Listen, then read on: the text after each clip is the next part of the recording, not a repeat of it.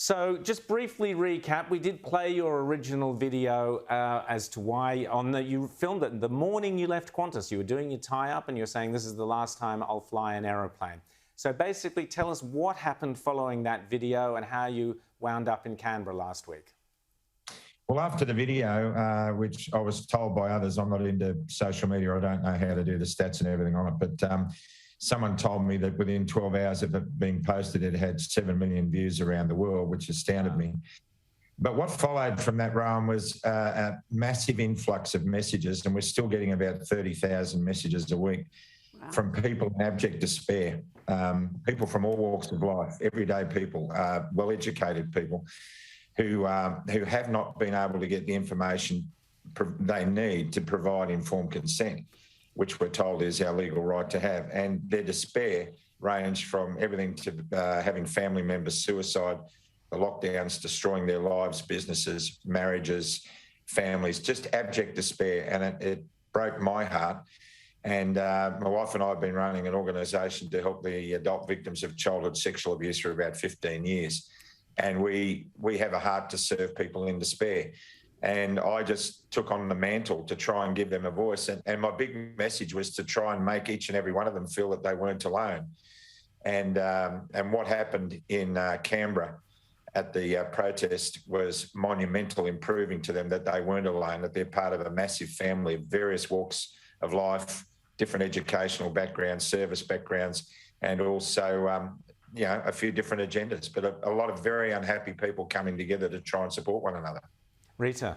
What do you say to people who say this is a fringe group, because we've got vaccination rate now close to 95% in this country, so this is a very tiny group? Or does the group encompass those who have had the vaccine but are very much against mandates and the compulsory nature of it? Oh, thanks for that question, Rita. You nailed it with the tail end of your question. I shared the soundstage with people who have been vaccinated. Pilots, other people in respective positions, war veterans, service veterans, police officers, ambulance officers, nurses.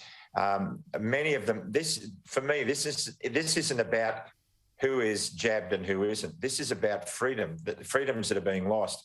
We have unavoidably, it seems, given away freedoms in this country that were fought and died for. There are 100,000 white crosses on foreign battlefields with Australians lying under them, and they fought and died so we wouldn't have to rally. And if we did, we had the freedom to do it. So this is not about, these are not anti-vaxxers. These are people who are fighting for freedom that governments are taking away. You guys cover this all the time.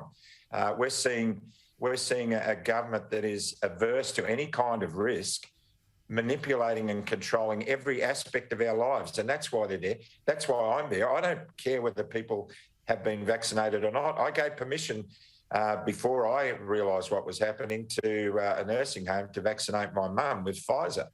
And then after that, I was put under pressure to do it for the mandate. And when I started realising that there was so much about this we didn't know, I couldn't give an informed consent.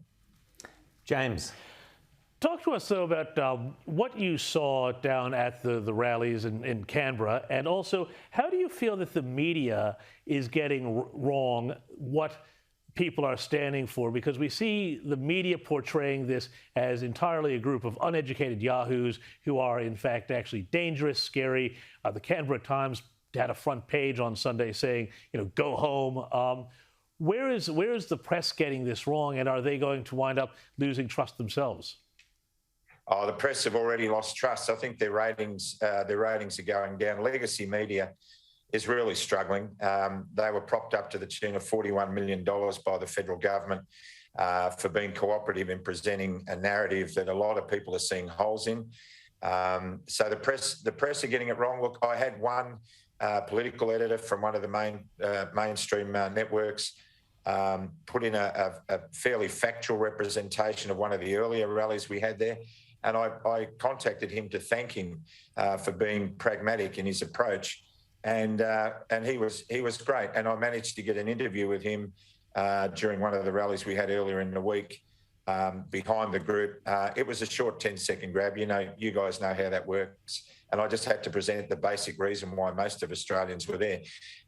So I think legacy media is complicit. I really do. I used to follow the average mainstream thing all my life. I mean, I'm just an average everyday Aussie, and legacy media has. If legacy media had reported the facts, this would have been over 18 months ago. The whole reason. Sorry, Graham. So just tell us, for example, you have become a figurehead to many people because you are articulate.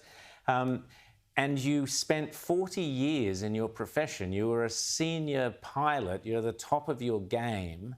And yet that's all thrown away over the mandate. So just ask, firstly, did Qantas ever talk to you? Have they ever said, oh, look, sorry, mate, nothing we can do, this sort of thing? And in what way have other people, you mentioned nurses and truck drivers and others, they don't have your ability as a leader, as someone who's been at the top of your game. How do they cope and survive? You clearly have, but how have they? Well, we, as a result of all the despair in the population, I put out a call because we were getting messages from people who were about to commit suicide by the thousands. And that's no exaggeration. And I put out a plea for any unemployed medical healthcare professionals or mental health care professionals who were wanting to support their brothers and sisters in Australia to help me do something. And a group was formed called Hoodies Helpers, which has hundreds of thousands of members all around the world now, even over in Europe and America, South Africa, people who are just supporting others in despair and making them feel like they do have a voice and making them feel like they're part of a family. And so for me, that's important. I'm seen as a leader.